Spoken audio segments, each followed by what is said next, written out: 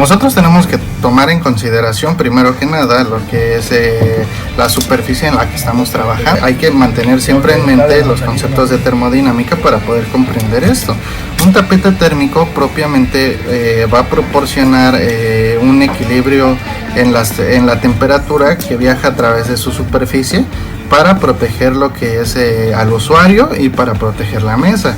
¿Qué quiere decir esto? Que este tapete térmico está diseñado con un determinado material que impide que se caliente todo el tapete, que impide que ese calor llegue hasta lo que son nuestras manos. Si nosotros colocamos las manos así, impide que nosotros nos quememos por la absorción de calor.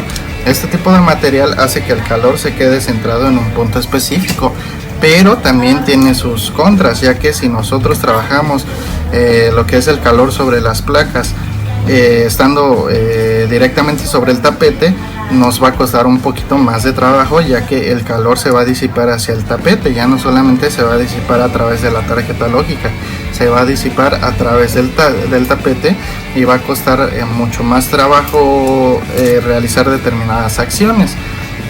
Entonces nosotros tenemos que empezar a ver que lo que es el estrés térmico y la disipación de calor es muy importante tomarlos en cuenta al momento de nosotros trabajar con diferentes temperaturas y diferentes sistemas.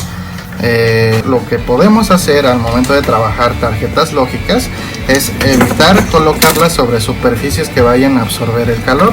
Para eso están lo que son nuestros holders, para precisamente evitar que se disipe el calor a través de otra superficie que no sea la tarjeta lógica. Si ustedes se dan cuenta, aquí prácticamente la tarjeta lógica queda en el aire, entonces eso va a provocar que al momento de aplicar calor, esta se empiece a disipar únicamente a través de la tarjeta lógica y ya no a través del tapete, ya no a través de otro tipo de material. Ya únicamente se va a calentar lo que es la tarjeta lógica y va a buscar el equilibrio térmico la tarjeta lógica, ¿sale? La temperatura que nosotros apliquemos, el calor va a empezar a hacer su tarea y va a empezar a disiparse a través de toda la tarjeta lógica, a través de todos los componentes.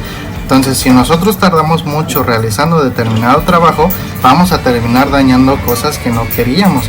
Entre más cerca estén los componentes o cualquier cosa, entre más cerca esté de donde nosotros aplicamos el calor, más fácil es que ese componente también se caliente, debido a que va a alcanzar antes ese equilibrio térmico. Antes de disiparse hacia la otra parte de la lógica, va a alcanzar el equilibrio térmico a los componentes más cercanos, pero ese calor se va a seguir expandiendo y se va a seguir expandiendo. Entonces, entre más tiempo nosotros mantengamos el calor aplicado, mayor riesgo corremos de dañar algo en la tarjeta lógica. Entonces, en estas placas hay que considerar que una tarjeta lógica está hecha de 7 capas diferentes, puestas una sobre otra, cada una con varias líneas. Eso ya lo vamos a ver más adelante al momento de que les llegue a explicar cómo leer los esquemáticos o el funcionamiento de las líneas. Lo único que tienen que considerar en este momento es que esta placa está hecha de 7 capas diferentes. Hay lógicas que tienen hasta 15 o 20 capas puestas unas sobre otras, dependiendo de lo que es el fabricante y dependiendo de la calidad del dispositivo. Entonces, entre más capas tenga, más difícil va a ser, bueno, no difícil, sino que más temperatura vamos a requerir para poder trabajarla, ¿sale?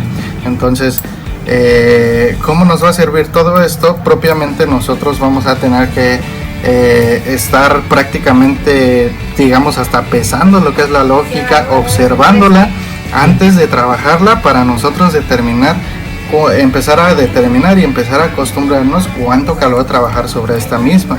Entonces, por decir, sobre esta lógica en específico, esta lógica no es muy gruesa, no se siente muy pesada. Entonces, yo no voy a utilizar el mismo calor que utilizaría para esta lógica en esta otra, ya que esta lógica como tal es mucho más gruesa y requiere de una mayor cantidad de calor para yo poder desoldar determinados componentes, para poder lograr el punto de fusión de la soldadura.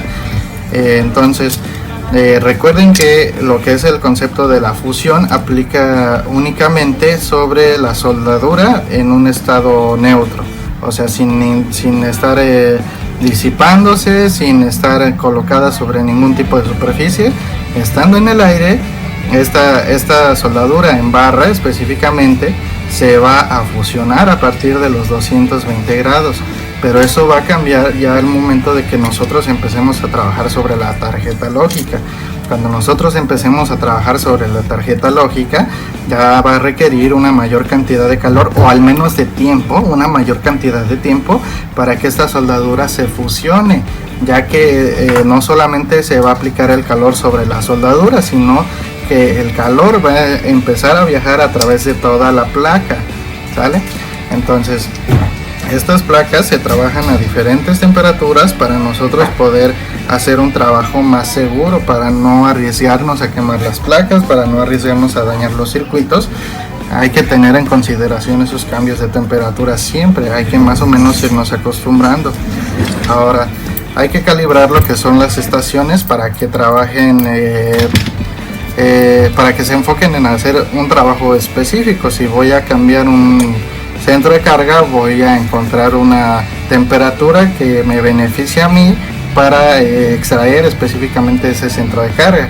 Si voy a trabajar quitando un componente, voy a cambiar nuevamente la temperatura a un punto en el que me beneficie a mí quitar únicamente ese componente. Entonces, ¿esto cómo se logra? Con experiencia únicamente, ya que son muchísimos tipos de modelos, muchísimos tipos de tarjetas, muchísimos tipos de diseño. Entonces no hay como tal un manual o una regla que nos diga qué temperatura trabajar sobre cada lógica. Simplemente ustedes van a ir adquiriendo la experiencia conforme vayan avanzando, pero es necesario que empiecen a trabajar con temperaturas seguras para que no dañen lo que son los componentes, no dañen los displays, no dañen los flexores, no dañen las peinetas. Para esto solamente hay que empezar a calibrar nuestras estaciones. Ahora, ¿qué es lo que yo hago para poder calibrar, digamos, mi estación a cualquier lugar al que voy? Yo no utilizo una estación en específico, yo no cargo con mi estación a todos lados, yo no voy y doy cursos, o yo no voy y trabajo en un lado llevando siempre mi estación, porque pues es con la que me acostumbro, ¿no?